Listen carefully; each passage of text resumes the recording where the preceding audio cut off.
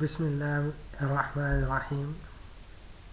میرے کسان بھائی اور بہنوں، ڈاکٹر اشرف صاحبزادہ آج نئے موضوع کے ساتھ آپ کی خدمت میں حاضر اور سلام عرض کرتا ہے.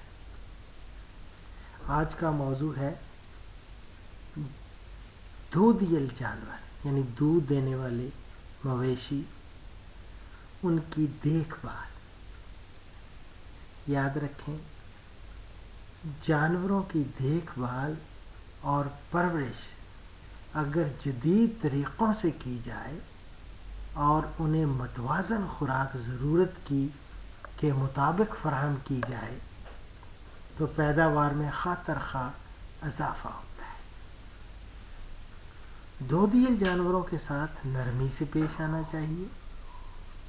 ڈرانے دھمکانے اور بلا وجہ مار پیٹ سے نہ صرف جانور کی صحت پر برا اثر پڑتا ہے بلکہ دودھ کی پیداوار خاصی متاثر ہوتی ہے.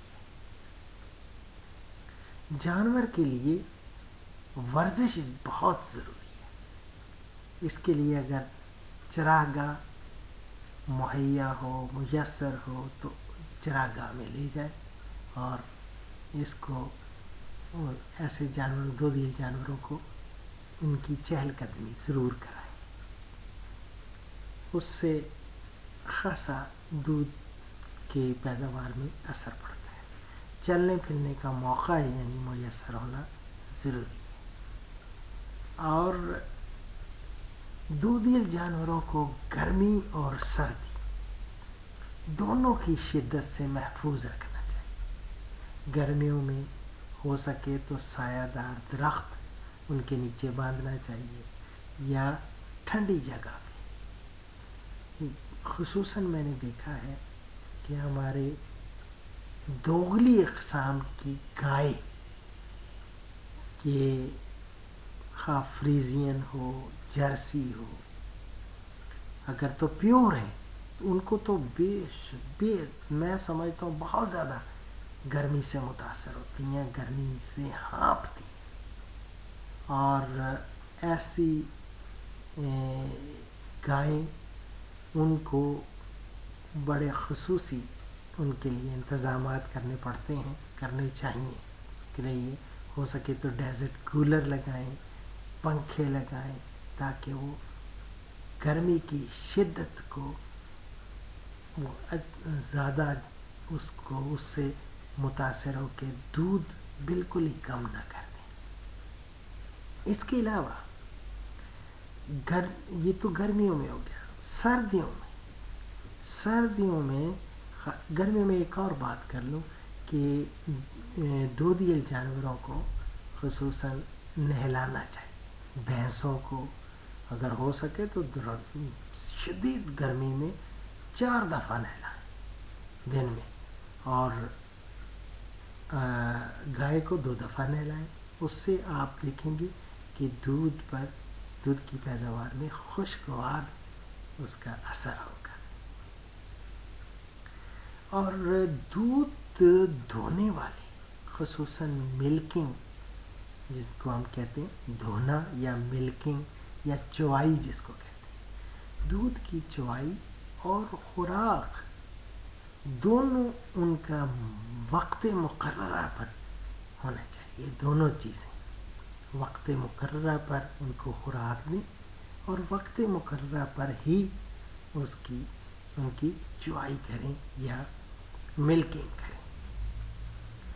اور بار بار جگہ بدلنے سے بھی دودھ کی پیداوار متاثر ہوتی ہے. لہذا دودھیل جانوروں کی جگہ بار بار نہ بدلیں. ایک ہی جگہ جس سے وہ مانوس ہو جاتے ہیں وہیں باندھیں اور اس کا دودھ کی دھلائی جو ہے ملکنگ کریں.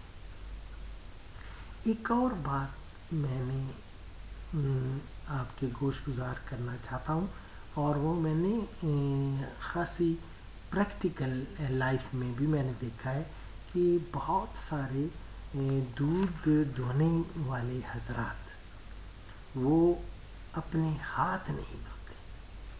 उनके अपने हाथों को साफ सुथरा हाथ धोएं और साबुन से धोएं, और इसी तरह उसका अडर हैवाना वो भी धोएं, और हो सके तो ये नाखून ख़ास तौर पे नाखून जो हैं इनका तराश बहुत ज़रूरी है। और दूध धोते वक्त अंगूठे से ना दबाएं, अंगूठे से दबाने से इज्तनाब करें, और तेज़ी से दूध की चुआई करें या उसको धोएं। मिल्किंग तेज़ी से करें, इसलिए कि जानवर उकता ना जाए। इसके अलावा पानी साफ़ सुथरा उनको मुयस्सर होना चाहिए, और पानी उनको सुबह शाम दोनों टाइम, ख़ास तौर पे गर्मियों में तो मैं समझता हूँ कि इसको पानी ज़्यादा उनको प्यास लगती है तो पानी फराहम करें, पानी पिलाएं। और इसी तरह नमक के डले, वो नमक ज़रूर रखें।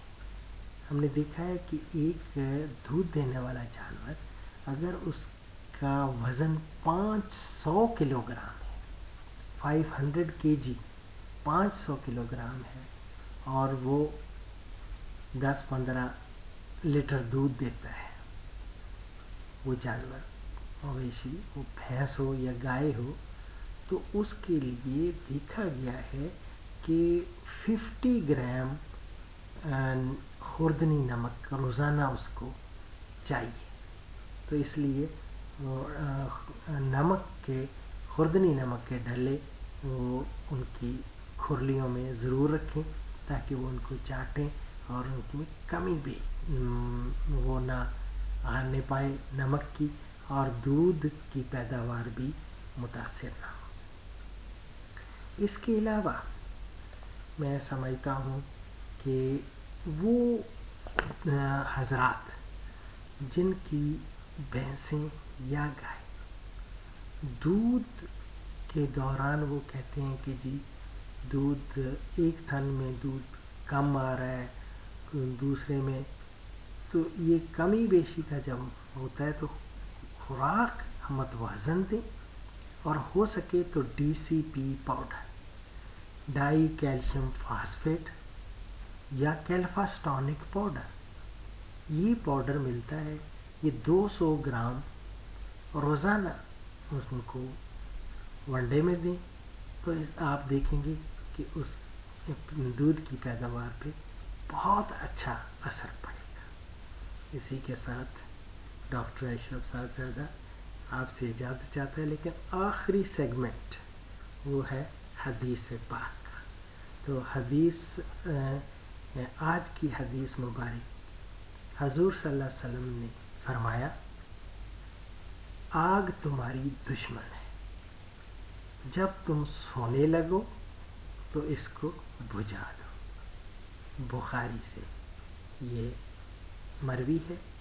और अक्सर चूँकि सर्दियों का मौसम है, सर्दियों में देखा गया है कि लोग हीटर ऑन करके छोड़ देते हैं, और बहुत सारे हादसात भी पेश आए। तो इन हादसात से बचने के लिए एक ही वजह है और एक ही ज़रिया है, वो है हुज़ूर सल्लल्लाहु अलैहि वसल्लम के बताए हुए असूलों को अपनाना और उनकी बातों पे अमल करना। इसी के साथ डॉक्टर अशरफ साहबजादा आपसे इजाज़त चाहता है। अपना ख्याल रखें, अपने ढोर डंगर का ख्याल रखें, अपने इर्द गिर्द और अपने चरिंद परिंद का ख्याल रखें, अज़ीज़ व अक़रबा का ख्याल रखें। अल्लाह रब्बुल इज़्ज़त आप सबको अपनी हिफ्ज़ व अमान में रखे। अल्लाह हाफ़िज़।